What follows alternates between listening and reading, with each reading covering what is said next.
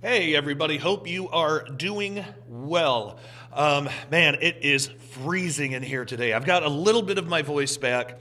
This cold that I've been battling, which is fitting for what we're going to be talking about today, because we're going to be talking about lab-grown AI virus life that apparently just got developed. So that's a good thing, right? Probably not. But this cold that I've been having. Uh, I've gotten a little bit of my voice back. Yesterday, I was losing it a lot more. But the weird thing is, usually when I get a cold, I feel the worst in the morning, and then as the day goes on, I feel a little better, and then the next day, I kind of feel bad again, and it goes like that. This cold has been weird, like totally backwards. So this one, I feel better in the morning, and then as the day goes on, I feel worse and worse and worse, and that's what happened yesterday. But I'm all good. Also, it's freezing in here, so I've realized that I have to turn on the heater before I come in here to warm up the studio. I did not do that today, but that's okay. I got some homemade. I think it's homemade, maybe not. But I got some really good tea that my wife made for me in the Petrova line mug. If you know, you know. It's actually from a really really good sci-fi book called Project Hail Mary. They're doing a movie on that in March, I believe. So I'm looking forward to that. It's one of the best sci-fi books I've ever read. But I love the book so much, and then the year that I read it, my wife got me this mug for Christmas that year. So I am using that. Yeah, so a lot to get to today. So we're going to talk about this AI grown life, this viral life thing, and then a historian that warns that AI is going to take over religion. Doubt it. It's going to try, and in some ways it might succeed, especially through the tribulation. But then we're going to get into prophecy, and it's going to connect a little bit with what we talked about yesterday. Yesterday we talked about. We also talked about diseases and stuff like that yesterday. Oh, by the way, if you noticed yesterday's video, there might have been some weird cuts. The reason is because this angle that I'm on here now. When I recorded the video, every time I cut to this, the audio cut out. I fixed the issue; it should be good now. But I had to cut out sections because it was just silence, which was unfortunate because I had more to say in that. But that's all right. New studio, new equipment. We're working out all the bugs, so it's all good. So let's not waste any more time. Not that this has been a waste of time, but let's get right into why you clicked on the video.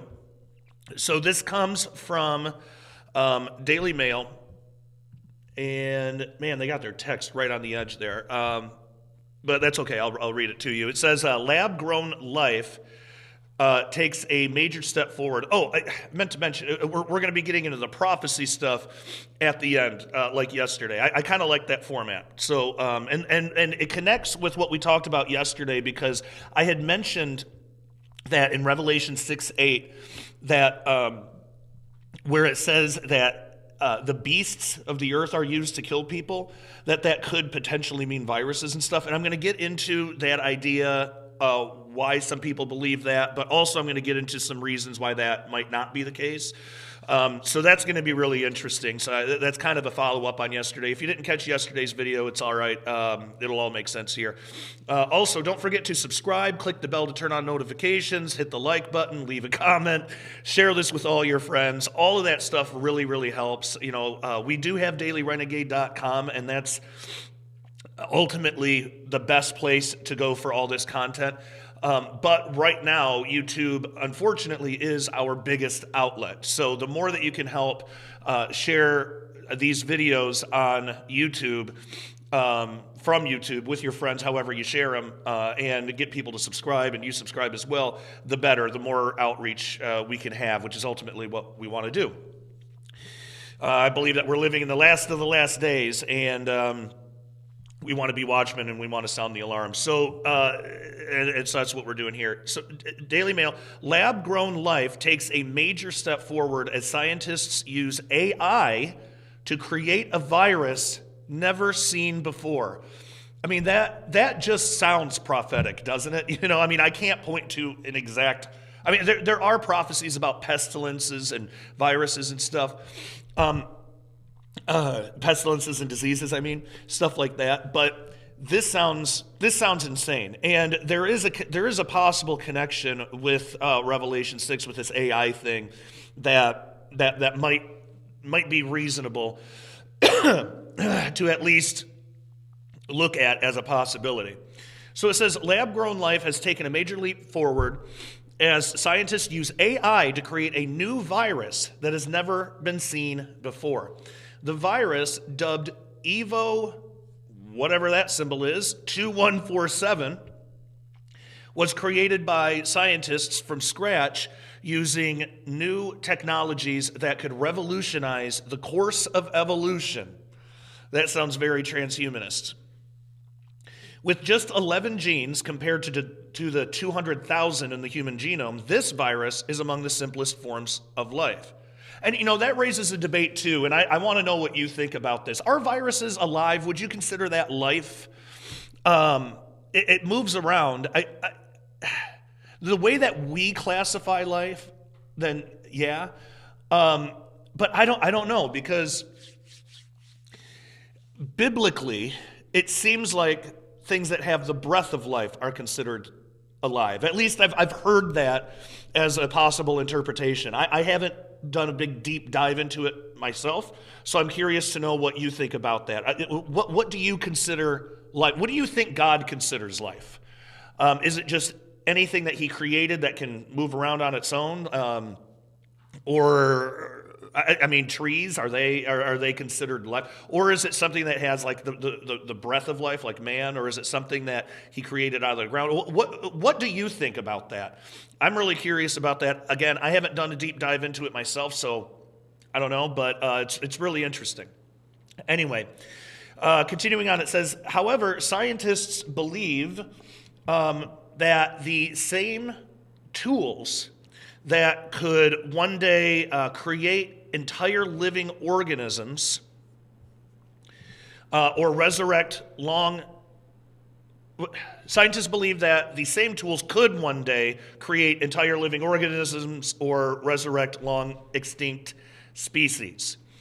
This artificial virus was specifically created to kill infectious and potentially deadly E. coli bacteria. Of course, it makes sense that they would create something like this and then use the excuse, well, we're using it to cure things. Like, I wouldn't mess with it. I wouldn't take it. Based on a wild virus known to infect bacteria, scientists used an AI tool called Evo2 to create 285 entirely new viruses from scratch. So it's not just one new virus. This says that they were able to create 285 entirely new viruses from scratch. Of that, it says that's insane. While only 16 were able to attack the E. coli, the most successful were 25% quicker at killing bacteria than the wild variants. However, previous research has raised concerns that AI-designed pathogens could themselves become a deadly threat to humanity. Yeah, don't you think so? Geez. This comes up a lot, but it's like that line from Jurassic Park. I'm going to butcher it because I don't have the movie memorized, but it's somewhere along the lines of, you're so focused on that you could do it, you didn't stop to consider should you do it. Again, I totally butchered that, but you know the idea. It's like, yeah, we can do things, but does that mean that we should? Because this sounds like a really bad idea. This incredible breakthrough comes from the work of scientists at Genero, a startup led by British scientist and entrepreneur Dr. Adrian Wolfson. Something else that we talked about too is how we've talked about this on this channel. I wrote about this in my book, Return of the Watchers, which is my newest release. It's available at prophecywatchers.com right now. But in that, I talked about AI and how it's entirely possible that demonic forces could be influencing AI. There's even people that aren't necessarily religious that are saying that, which is crazy. But how would we know? I mean, to us, it just looks like AI, but how would we know that demons aren't influencing it? If a demon can possess something as complex as a human being, it seems to make sense they could manipulate AI code, computers, prompts, answers, things like that. Well, the prompts are what you give the AI, but you know what I mean. Who's not to say that demonic forces didn't give AI or didn't give humans the blueprint for these viruses, and us not knowing how dangerous it's going to be someday, we're developing it, getting it from AI, and we don't even realize that if and when this thing gets out, it could decimate a lot of the population. And we do read about pestilence in Revelation, which we're going to get to a little bit later. But that is a prophecy that happens. Could this be one way? I mean, I think the earth already has enough deadly viruses to fulfill those prophecies, but could this be a way that we kind of bring it upon ourselves in a sense? Dr. Wolfson told the Daily Mail, for the last 4 billion years, all life on earth has evolved by the trial and error process of Darwinian evolution by natural selection, which lacks any foresight or intention. See, that's the problem. Their premise is flawed. The premise is flawed, and then they build all these things on top of that flawed premise, and it's not going to be able to stand. So I don't have a lot of optimism for these things that they're developing with AI, these viruses. So he says, natural evolution now has a co-author. That co-author, the emerging ability of AI-driven genome design and genome construction technologies, has the potential to exist alongside natural evolution. So they replace God with natural evolution. That's basically their God. They replace God with, just like the Bible says, that they're going to worship the creation rather than the creator. But not only that, but then they give this replacement God a cohort, a co-author, as they call it, and it's AI. I swear, it really sounds like this is like Antichrist, false prophet, image of the beast kind of territory. And I think that we're seeing the birth pain. We always talk about birth pains on this channel. I think we're seeing the prophetic birth pains of that. Says this has been made possible by the simultaneous development of 2 technologies, AI that can write genetic code and new tools for assembling genes in the lab. I'd like to know your comment too. Where do you think, because since AI can now write genetic code, and again, you got to get Return of the Watchers. Get it at prophecywatchers.com, best place to get it. But I write about this. Where is this going to lead in creating new life? It's not just going to stop at viruses. Are there things in Revelation or any other prophetic text in the Bible that could be explained by AI being able to write new code and develop new creatures, basically? And could this be possibly how the Nephilim return? Because maybe it's not a direct angel to human copulation the way it was in Genesis 6, but maybe it's a genetic manipulation, and maybe the Watchers are returning and are influencing us through these tools such as AI. I think that's entirely possible, and that's what that entire book's about. So it says, the AI tool Evo 2 is much like the large language model chatbots, ChatGPT and Grok, except that it has been trained on genetic codes rather than written text. Evo 2 was trained on 9 trillion base pairs, the individual A's, C's, T's, and G's, that are the basic materials of DNA to teach how genes are put together. This allows Evo 2 to create entirely new codes for organisms that have never existed, specifically shaped to fit their designer's requirements. This is the transhumanist dream. This is like that movie Gattaca, if you remember that. It was Ethan Hawke and Uma Thurman. It's really old now, I guess, but I think it was in the 90s. But great movie, but I mean that's the kind of world that's being created. But it goes beyond that. It's not just improving on. It's not just like enhancing the human body and the human genome, but it's going outside of that and making brand new things that have never and should never exist. Doesn't that sound just like Genesis 6? And Jesus tells us, as in the days of Noah, so shall be the coming of the Son of Man. So that's the kind of thing that we look for, exactly this, creating new life. And it's not new life. True new life would be created the way that God would create it. True new life would be being created just out, ex nihilo, out of nothing, like just whole cloth. But that's not at all what we're seeing. We're seeing more like what the fallen watchers did in Genesis 6. It's taking existing things and recombining them in ways that God never intended. God put boundaries in place. Genesis goes all throughout that, the beginning of Genesis. Everything's supposed to reproduce after its own kind. These boundaries are not supposed to be crossed. Yet the watchers did. We get some of that in Genesis 6. We get more details in the book of Enoch. And again, I don't consider Enoch inspired text necessarily, but it's good history. And at the time during the time of Jesus, the book of Enoch, First Enoch, was highly regarded, and it's even quoted throughout the Bible. So it makes sense to pay attention to it. And there's nothing in First Enoch that I see that contradicts anything in the Bible. But the basic story is that these watchers mated with human women and created offspring called Nephilim, and that's the giants of Genesis 6. So the question is, why did they do that?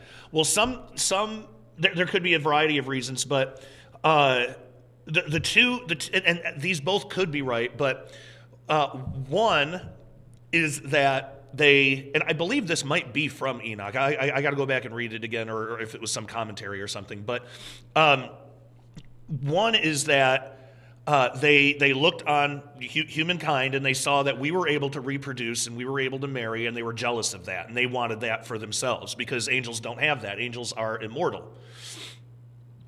They don't reproduce the way that we do.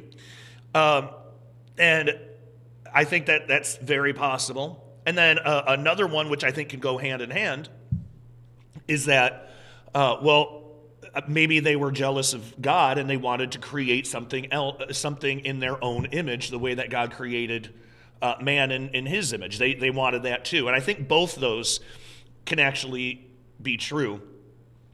So that was the major sin.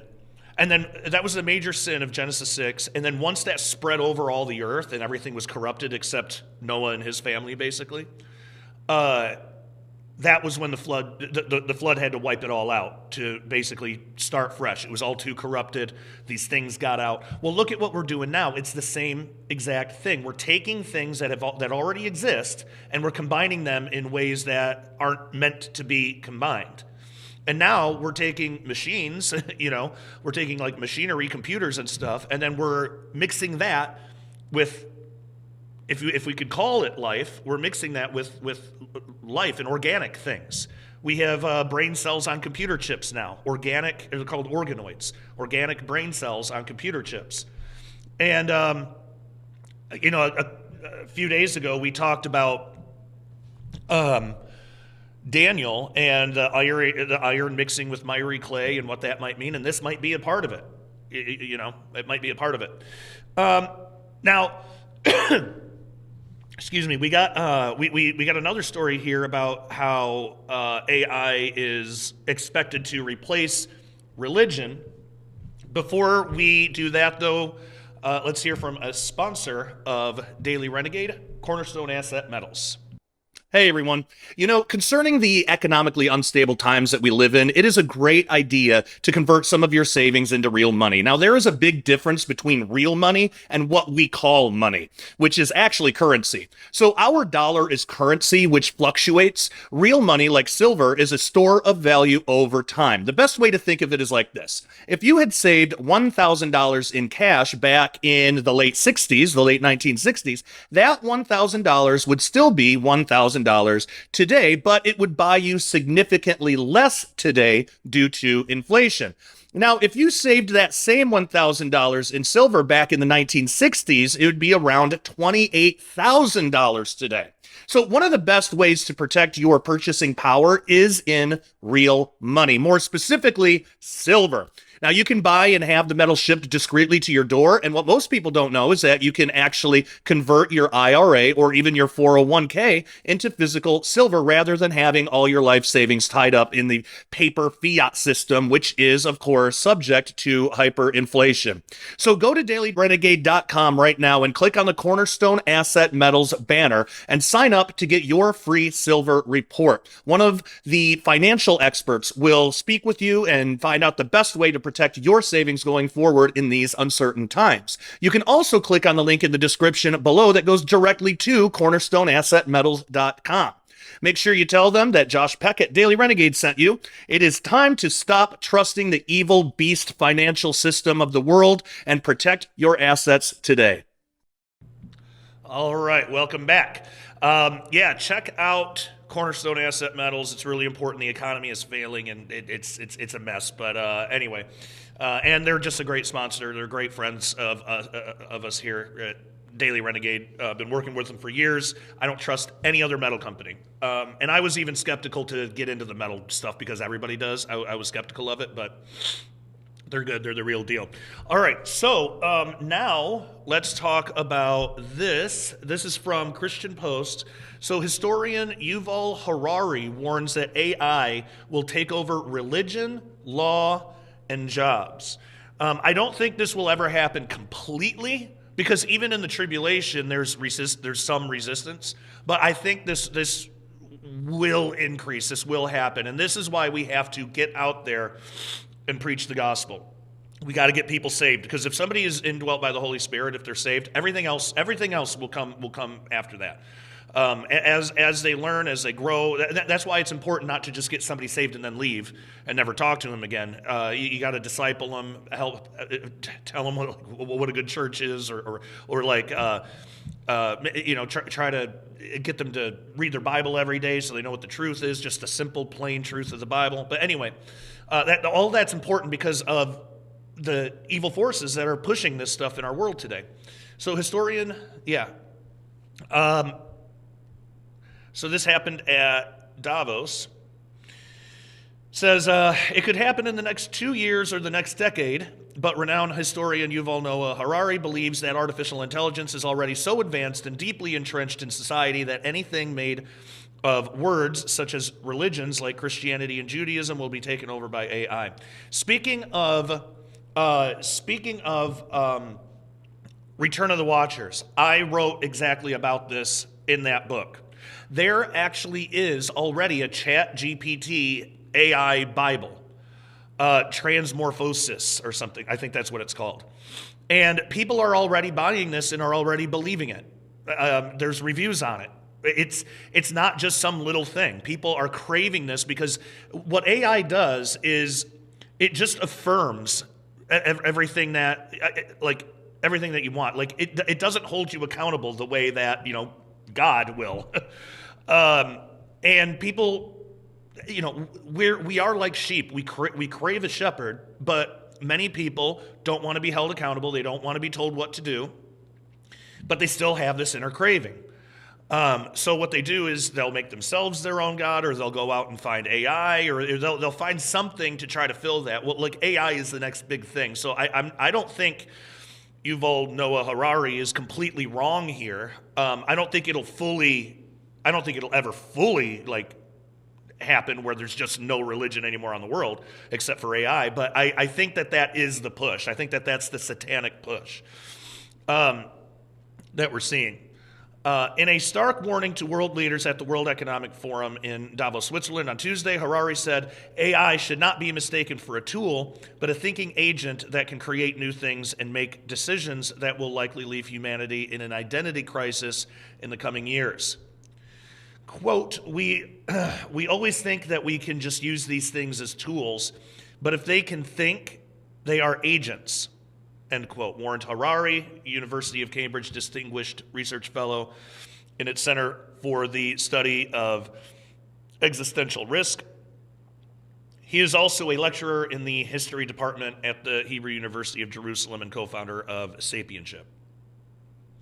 Another quote, previously all the words, all our verbal thoughts, they originated in some human mind. Either my mind, I thought this, or I learned it from another human. Soon, most of the words in our mind will originate in a machine, he said.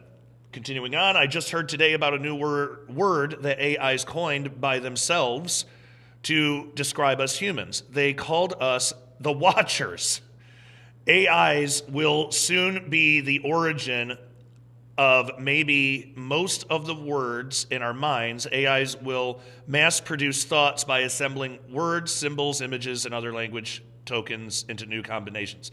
Think about that. AI calls us the Watchers. Now, again, in my book, Return of the Watchers, I talk a lot in there about how these Watchers, the real Watchers, could be influencing humanity. I believe are influencing humanity through technology. I mean, what else explains the massive explosion in technology we've had the past couple hundred years?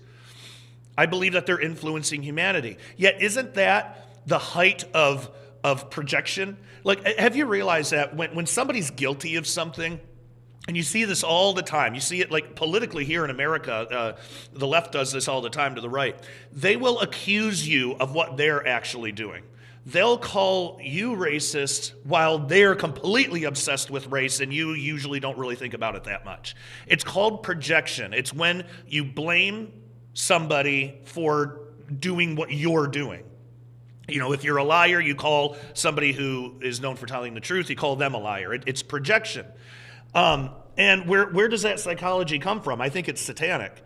I think it's absolutely satanic. And so isn't this the height of projection when, let's say AI is being influenced by Watchers, when AI itself are calling us Watchers?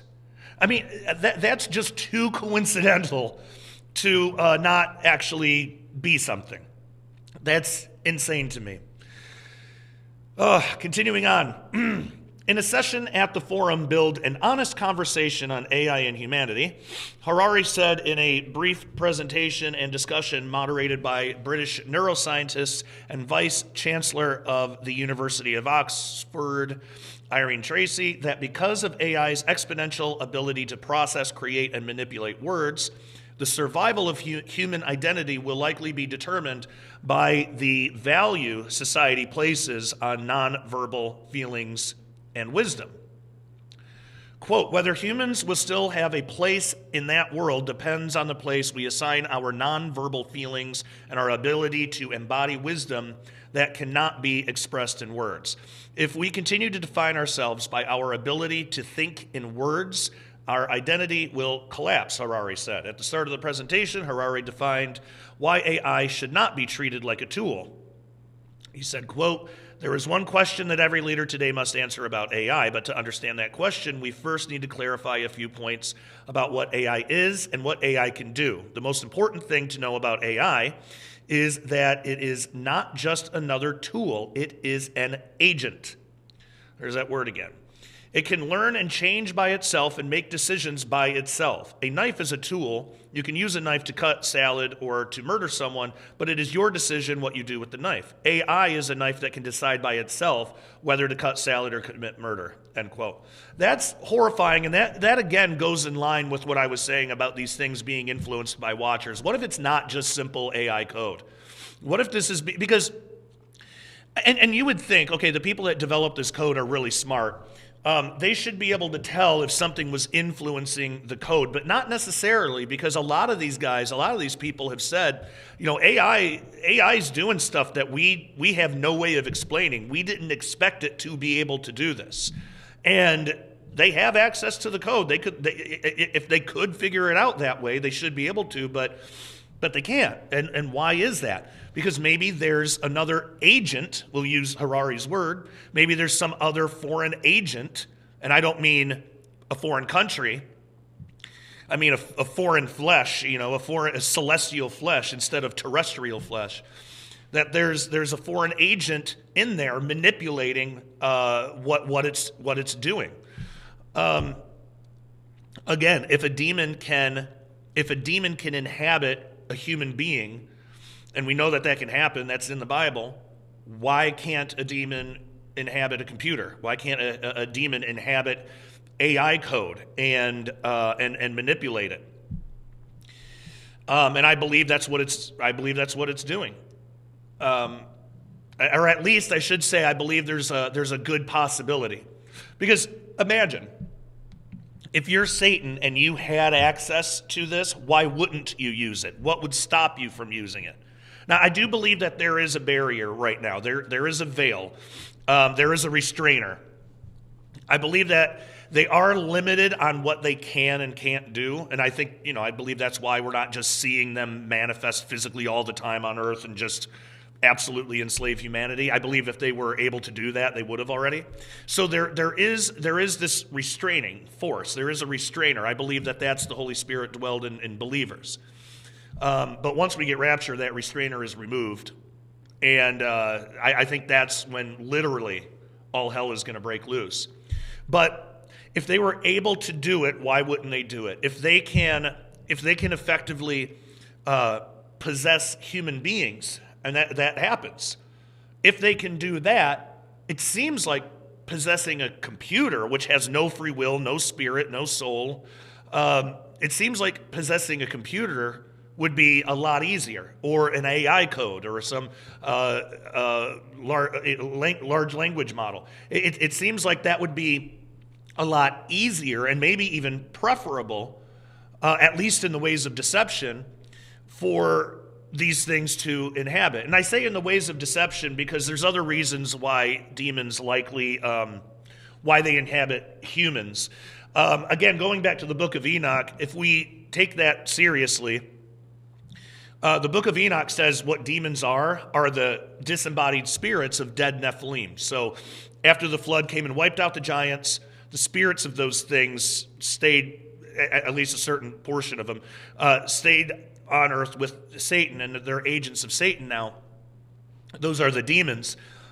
So they're like Nephilim ghosts, I guess. But it also says that they still have like these wants and these desires. Like they hunger, but they can't eat because they have no body. They thirst, but they can't drink because they have no body. I've wondered before, like you hear about all these hauntings, and a lot of times it's usually the kitchen cabinets and the fridge cabinets opening and closing. Is that because they're upset because they can't eat this stuff and they're jealous of us? I mean, when you look at the history of the enemy throughout the Bible, it seems like a lot of what they do, what our spiritual enemy does, Satan and his agents. It seems like a lot of it is driven by jealousy of us and things that we're able to do. But imagine,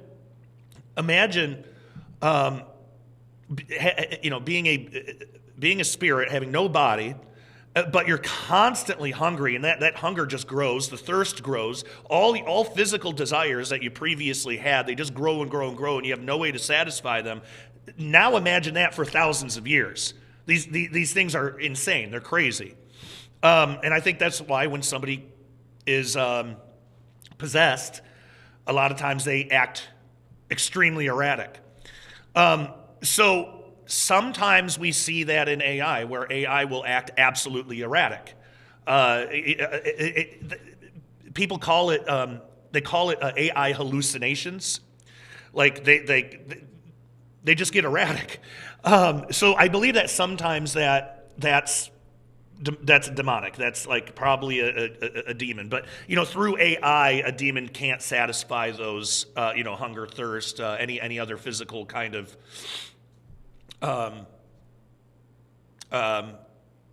what do you call it? Any of those drives that they have. They can't satisfy cravings. They can't satisfy that through AI, through computers yet.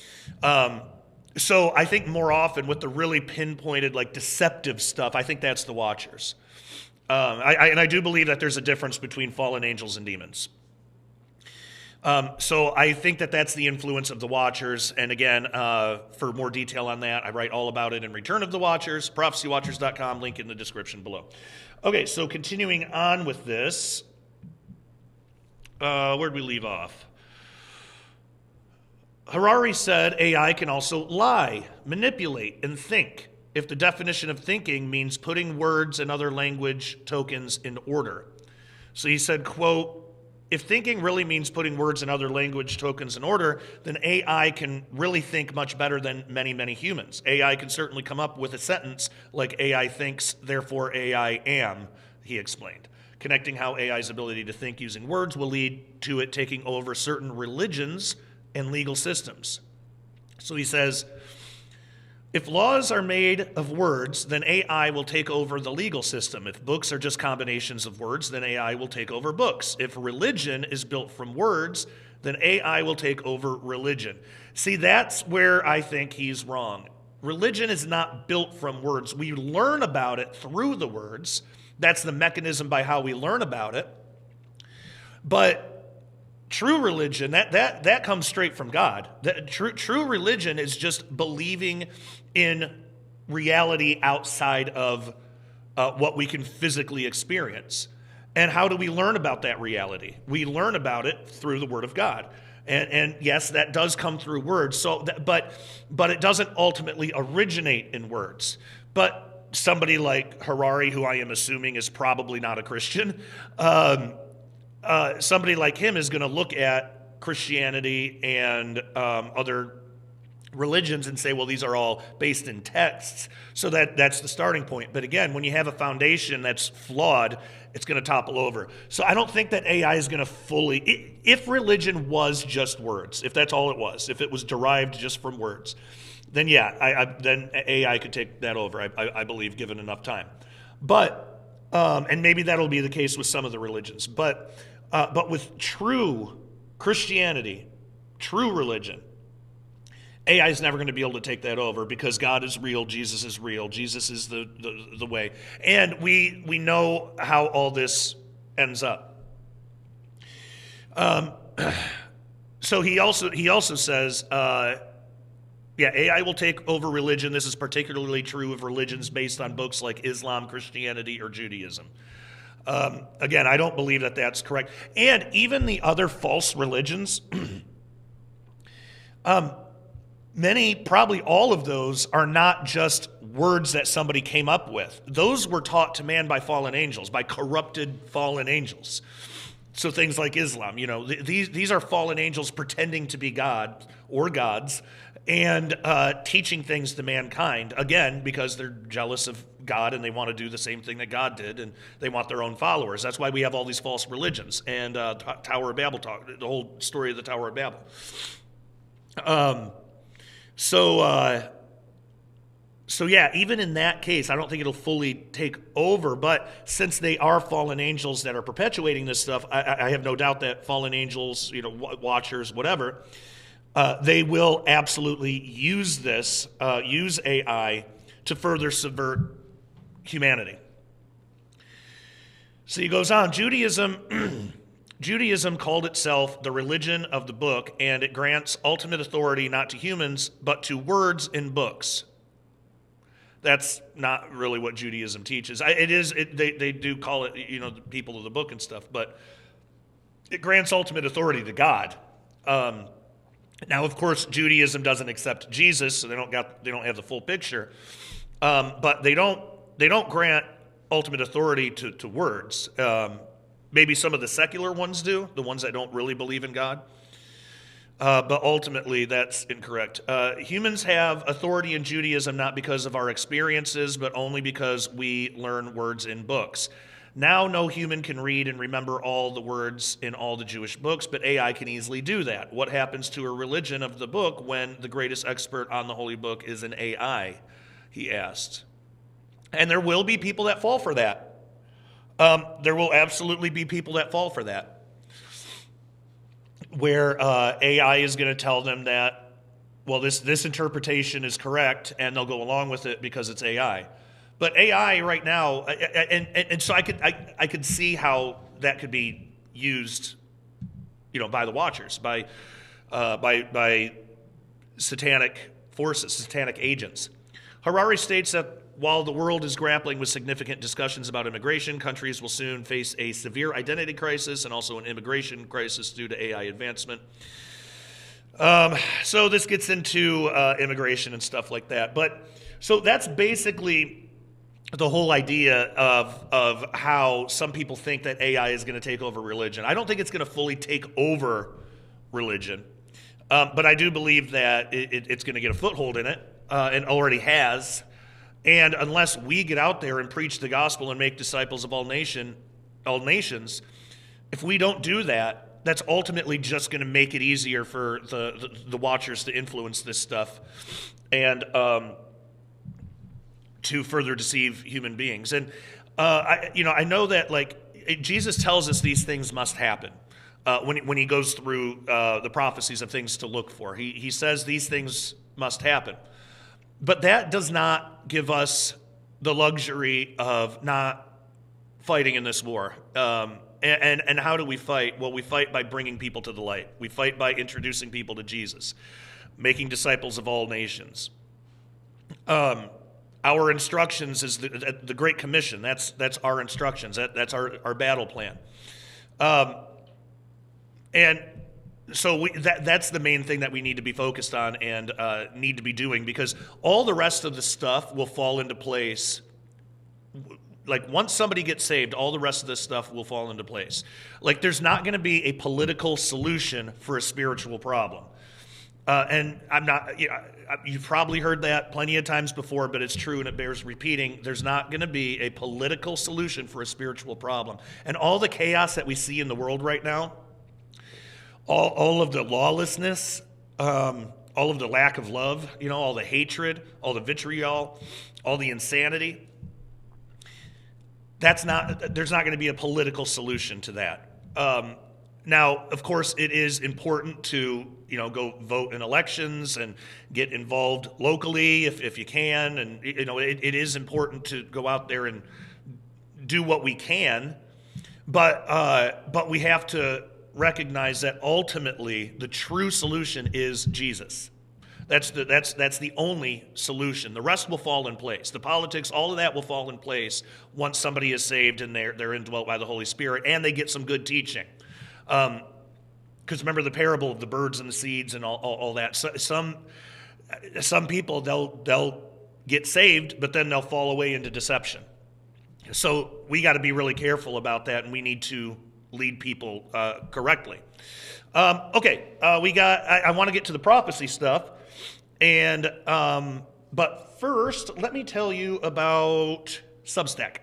I have just started a Substack. What is a Substack, you might ask? It is a place that contains early access to audio-only podcast versions of full Daily Renegade videos, plus my personal blog, which includes original articles, show notes, interview transcripts, and so much more. This is the only place to get this amazing resource, and it is not available to the general public. Adding a subscription to my Substack to your Daily Renegade membership will ensure that you have full access to every format of everything that I do. So head on over to joshpeck.substack.com or click on the link in the description below to join up now for only $5 a month or $50 a year. And if you can do it, I suggest doing the $50 a year because it's cheaper in the long run, and essentially you get 2 months for free. So I cannot wait to see you there. Take care and God bless. All right, welcome back. Check out the Substack. There's a lot of great articles on there, and of course, we do the audio-only podcast there as well. Also, I want to know, what do you think of this new format? I mentioned it a little bit yesterday, but I have this set up where I don't have to edit anymore. Like, I can just record, and then the recording I can just upload, which saves me a lot of time. And I do have a 9-to-5 job at Prophecy Watchers, so... but I also do intermittent fasting. I don't eat lunch. So I can take my lunch hour to do this, and then I don't have to cut into family time. So I kind of like this format of doing a story or two, and then in between commercial, then do the prophecy stuff. Tell me what you think about that. Really appreciate it. And also, if you have any ideas for decor for the office, send me some Amazon links of things that might look cool on the desk or in the background. I want to get some kind of decoration, even though this looks pretty cool how it is. But anyway, so I want to talk about Revelation 6, kind of going along with what we talked about yesterday. Here, let me, so you can see what I'm looking at. So this is going to go along with what we were talking about yesterday, but if you missed yesterday, don't worry about it. It'll make sense here. So this is blueletterbible.com, and we're on the KJV, and then what I like is you can turn the Strong's Concordance on. So what the Strong's Concordance is it basically takes each word, assigns it a number, and then that number is a certain Greek word from the original language. So you can actually see what it is. So there's a theory that I wanted to briefly touch on, because this kind of has to do with that lab-grown life story that we looked at the beginning of the show. But there's a theory that something in here might be talking about that. So in Revelation 6:8, it says, "And I looked, and behold, a pale horse, and his name that sat on him was Death, and hell followed with him. And power was given unto them over the fourth part of the earth to kill with the sword, and with hunger, and with death, and with the beasts of the earth." Now, that word death there is actually pestilence. That's where we get like diseases and stuff like that. But there's another idea about this word beasts, the beasts of the earth. Because when you go and look at, so that's, you can just click on it and it'll take you there. But that's therion. And it says, beast, wild beast, venomous beast. But then down here, what's really strange is it says a little beast, little animal. And so there's an idea that this might have something to do with pathogens or viruses and things like that. And the main person that I've heard talk about this is Sharon Gilbert, Derek and Sharon Gilbert. Sharon, years ago, wrote a book called Ebola and the Fourth Horseman of the Apocalypse. Here's a quick interview. It's a written thing, so I'll read some of it. This is on God Reports. And again, anytime that I reference like an article, that don't use that as an endorsement for the entire publication. I don't know this publication personally, so they might be great, they might not. I have no idea. But this is an interview that Sharon did with them, where she kind of explains her theory. So this goes back years, by the way. So this is back in 2014, and this was when Ebola was kind of getting in the news again, and they had ties to ISIS and stuff like that. But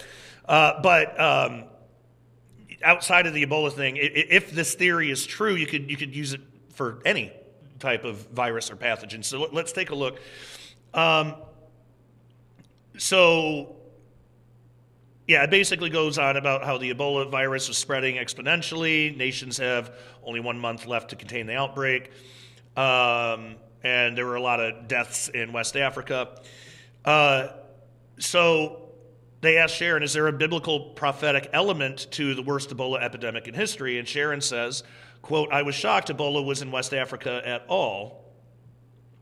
And it says she's author of Ebola and the Fourth Horseman of the Apocalypse, and she's a trained biologist who has also studied Bible prophecy for 50 years. Let me see if I can make this bigger. That's really tiny. Oh, there we go. That's probably easier for you to read. Let me take a look at, oops. Yeah, that's better. Okay. So it says that she notes the genome of the West African version of the virus is 20% different from the previous ones. Okay, so here's where the theory is. So Gilbert points to Revelation 6:8 to underscore her concerns about what may be coming. Quote, "So I looked, and behold, a pale horse, and the name of him who sat on it was Death, and Hades followed with him, and power was given to them over a fourth of the earth, to kill with sword, with hunger, with death, and by the beasts of the earth." The word for beasts in this passage comes from the Greek word therion, which, according to Gilbert, literally means tiny beasts. And we did look at, over here, from the Thayer's Greek lexicon, It does say little beast, little animal. Then it mentions bees and things like that. But it does say that. So she goes on, quote, I really believe these are microbes or pathogens of some kind.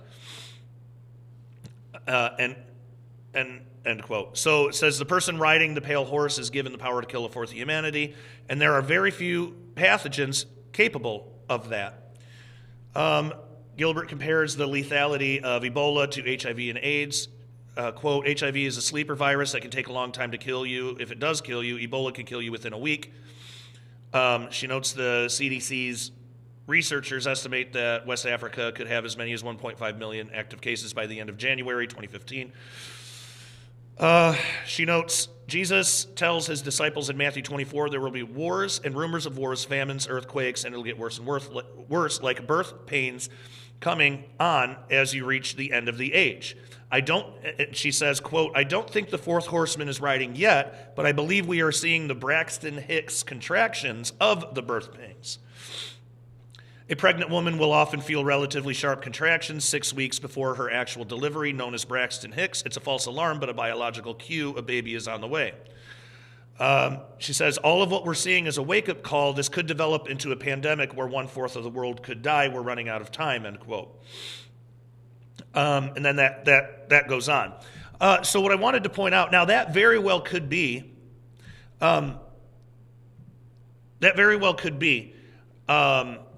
oops. Hang on, let me do this. All right, we're gonna get that there. All right, we hang on. Sorry about this. Let me redo this. Okay, Revelation 6. So we have verse 8 here. Now look what it kills with. What they kill with, I should say, death and hell. They kill with the sword, with hunger, with death, and with the beasts of the earth.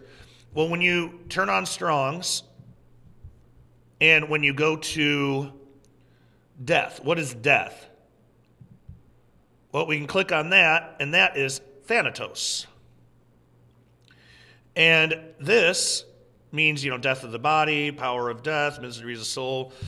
Other translations... Other translations will render this as like disease. But in the widest sense, death comprising all the miseries arising from sin, as well as physical death, the loss of life. So sometimes this is like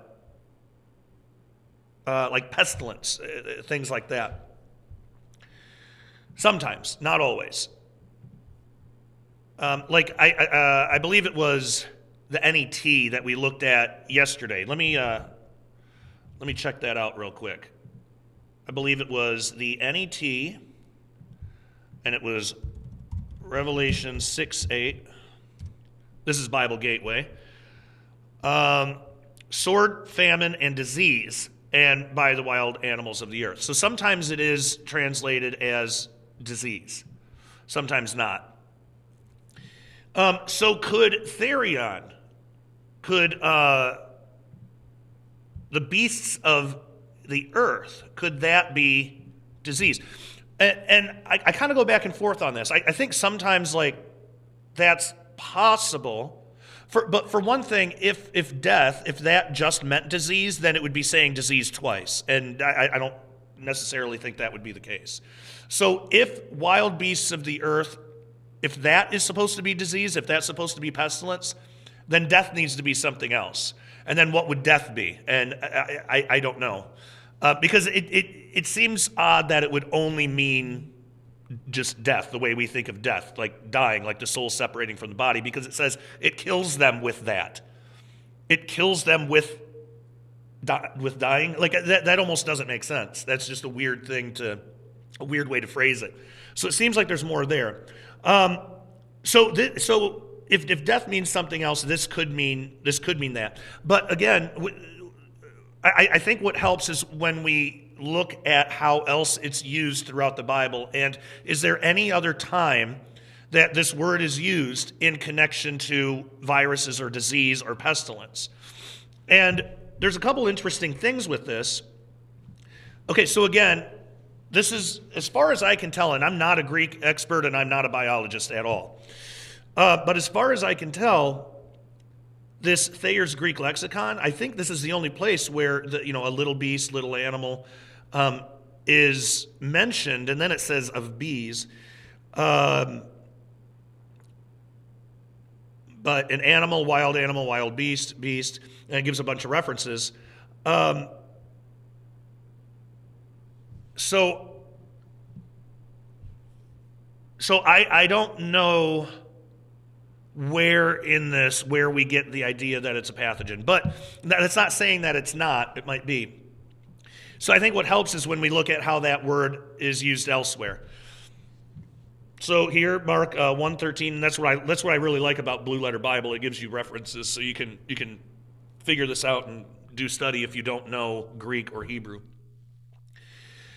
So he was there in the wilderness 40 days, tempted of Satan, and was with the wild beasts, and the angels ministered to him. Could that be talking about diseases? I guess, but it's not really. I don't think that's the plain reading of the text. Now here, wherein were all manner of four-footed beasts of the earth, and wild beasts, and creeping things and fowls of the air. So what would wild beasts be? Because it seems like all the other classifications are covered. Four-footed beasts of the earth, so that's, what would it be, like donkeys, cows, things like that. Creeping things, I would imagine that's like insects, maybe snakes, fowls of the air. So what would wild beasts be? If creeping things is just insects, wild beasts could be snakes. And I think that's actually probably a better translation, although I would not say that would rule out the virus idea. It's interesting when you look at how a virus looks, it almost looks like a snake. But let's continue on. And there's another.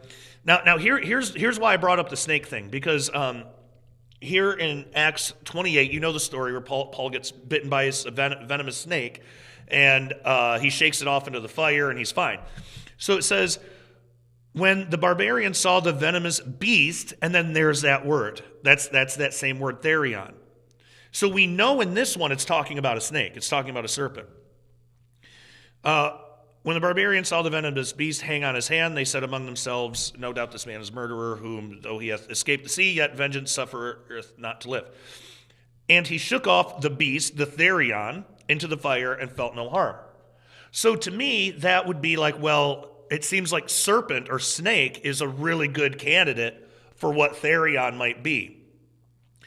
It doesn't mean that it's only that, but that seems like. Now, what's really interesting is as you scroll down and we get into Revelation, the beast, the Antichrist, the beast that ascendeth out of the bottomless pit shall make war against them and shall overcome them and kill them.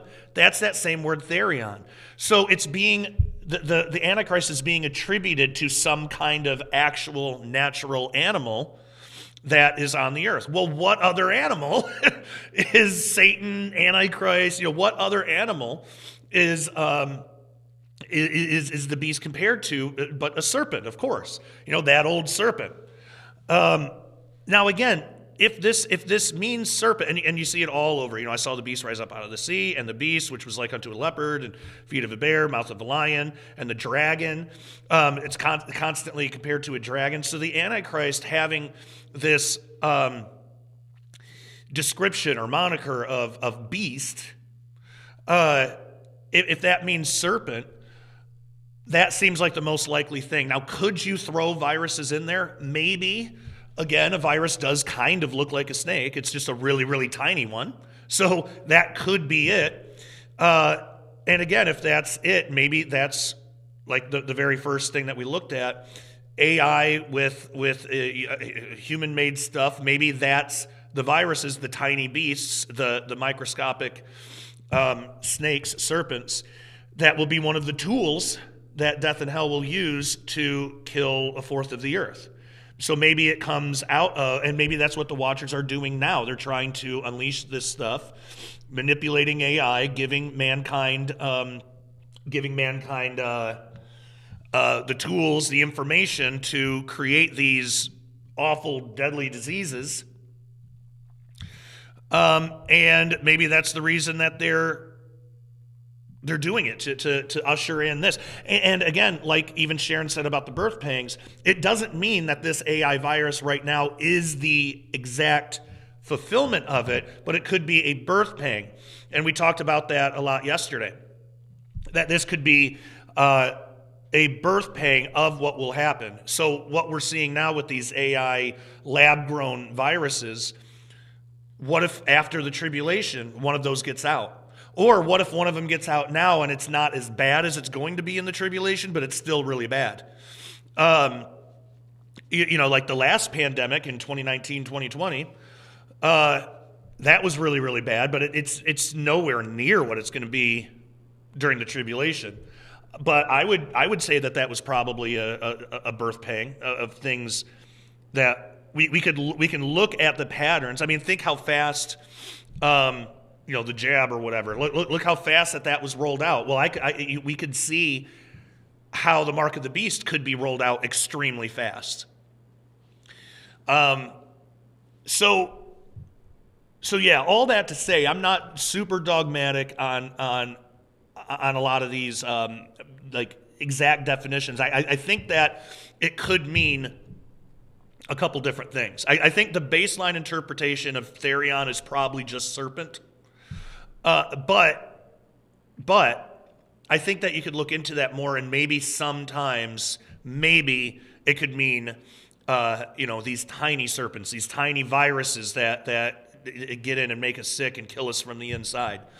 There could be a connection there. Of course, I want to know what you think about that. Let me know in the description below, or in the description, in the comment section below. I would love to know what you think. And again, don't forget to subscribe to this channel, click the bell to turn on all notifications, and just make sure you're in your word every day. Make sure you're praying every day for God's guidance and God's wisdom. We live in an increasingly darkened world, and that's where we just need to be brighter. Don't hide your lamp under a bushel. Don't hide your light. We want to be safe and we want to avoid dangerous areas, but we also want to we want to get the word out and we want to get people saved, because ultimately that's going to be the solution to all of the turmoil that we see in the world. And we know that that's not ultimately going to get fixed till Jesus returns, but we can chip away at the kingdom of darkness, and we absolutely should do that. We should not surrender. We should not just bunker down somewhere and refuse the fight, because that's exactly where the enemy wants you. Satan wants you on the sideline. Satan wants you on the fence. Satan wants you inactive. And you're stronger than that, because you have the Holy Spirit in you if you know Jesus. And if you don't know Jesus, today's the day. Now's the time. We don't know when we're going to draw our last breath. You could have an aneurysm and pass away just like that. You just never know. On top of that, the rapture could happen at any time as well, and you don't want to miss out on that and be left to have to deal with all this stuff. So now is the time. Get right with Jesus, and it's really easy. His burden is light. You just got to believe in him, believe in him. Change your mind about your sins. Change your mind about Jesus. Repent. But tell him, you believe in him. You believe that he's God in the flesh. He died on the cross. He resurrected and ascended to heaven, resurrected on the third day, and that he is the only path to the Father. He's the only way to heaven. You're not going to get there by your good works. You can't get there by your good works. It's impossible, because we have an eternal, holy, perfect God. We can't measure up to that. So we have a problem. We have a spiritual disease, in a sense, called a sin nature, called sin, and the prescription is Jesus. That's the prescription. So all that being said, I would love to know again what you think about all this. Let me know in the comments. Join up at dailyrenegade.com. Let's keep the conversation going there. Would love to do that. And until next time, love you all. Take care, and God bless. You know, if you are a Bible believing Christian who opposes the kingdom of darkness trying to run the world right now, then you are a renegade to the satanic system. We here at Daily Renegade wear that badge proudly. So if you're a renegade as well, head on over to dailyrenegade.com right now and get a membership today. You'll get our full catalog of Sharpening Report episodes and daily Renegade update videos on topics such as Bible prophecy, science, technology, the Nephilim, aliens, and so much more. All of our episodes at Daily Renegade are early access, so as a member, you'll get the videos before anyone else does. Daily Renegade also offers videos not available anywhere else due to social media censorship. We also have a community page only for members where we can all fellowship together without fear of censorship.